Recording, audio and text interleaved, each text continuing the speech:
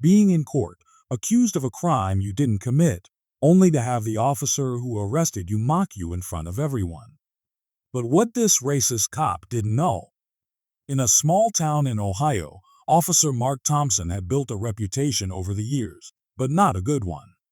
Known for his aggressive and often racist behavior, especially toward black residents, he had a history of targeting people he thought were powerless.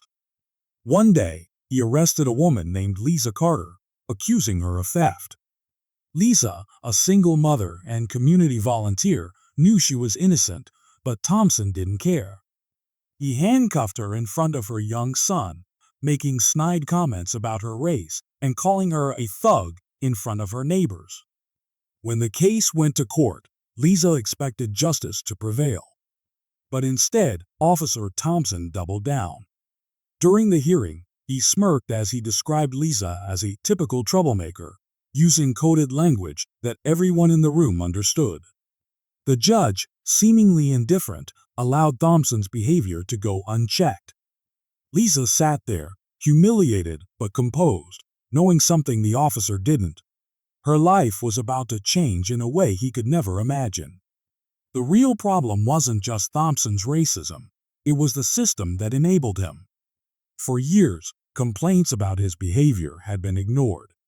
Black residents in the town felt powerless, knowing that speaking out could lead to more harassment. Lisa, however, wasn't just any resident. She had been quietly working her way up in law enforcement, earning degrees and certifications while raising her son. She had recently been offered a position that would shake the foundation of the entire department. But for now, she kept it to herself, waiting for the right moment to reveal the truth. Lisa Carter had always been a woman of quiet strength. While Officer Thompson and others like him saw her as just another black woman to push around, Lisa had been working tirelessly behind the scenes to make a difference. For years, she had been climbing the ranks in law enforcement, earning respect from colleagues who valued her dedication and integrity. She had a master's degree in criminal justice, years of experience as a detective, and a reputation for fairness that made her stand out. But Lisa wasn't just focused on her career, she was determined to change the system from within. When she was offered the position of police chief, Lisa knew it was her chance to make a real impact. The town's mayor had seen the growing unrest in the community and recognized Lisa as the leader who could bridge the divide. But Lisa asked for one condition: her appointment would be kept confidential until she was ready to announce it. She wanted to see firsthand how the department operated when they thought no one was watching. The day after her humiliating court appearance, Lisa walked into the police station like any other day. No one suspected a thing. Officer Thompson, still smug from the day before, didn't even glance her way as she passed him in the hallway. He was too busy bragging to his buddies about how he'd put another one in her place. Lisa overheard the conversation but didn't react. She had a plan, and it didn't involve stooping to his level. Later that afternoon, the entire department was called into a mandatory meeting. Thompson walked in late, laughing with his friends, completely unaware of what was about to happen. As he took his seat, the mayor stepped forward to make an announcement. Effective immediately, the mayor said, "We have a new police chief." The room fell silent as Lisa stepped forward. Thompson's jaw dropped.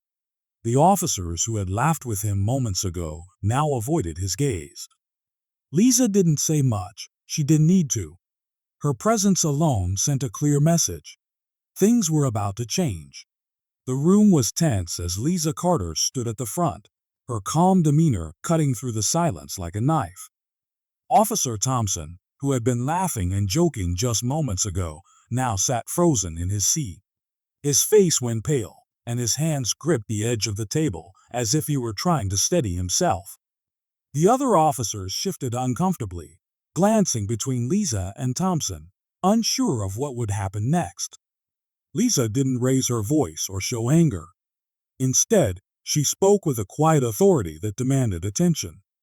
"I've spent years working to earn this position," she began. "Not just for myself, but for every person in this town who's been treated unfairly by the system. Her eyes locked onto Thompson's, and for the first time, he looked away. What happened in that courtroom yesterday was unacceptable, she continued. It was a disgrace to this department and to the community we're supposed to serve. Thompson tried to interrupt, stammering something about misunderstandings, but Lisa held up a hand to stop him. This isn't about misunderstandings, she said firmly. This is about accountability. Effective immediately, you're suspended pending a full investigation into your conduct. The room erupted in murmurs, but no one dared to challenge her. Thompson's face turned red with a mix of anger and humiliation, but he knew better than to argue. As Lisa dismissed the meeting, the officers filed out in silence, many of them avoiding Thompson's gaze. He lingered for a moment, as if waiting for someone to back him up, but no one did. Lisa watched him leave, knowing this was just the beginning. Her appointment wasn't just about one officer.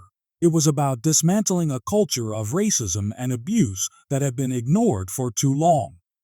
The moment Thompson walked out of the room, Lisa felt the weight of the responsibility she now carried. But she also felt something else. Hope. For the first time in years, the people of her community had a reason to believe that change was possible. And Lisa was determined to make sure that change started today. If you believe in standing up against injustice, hit that like button and subscribe for more stories that inspire change.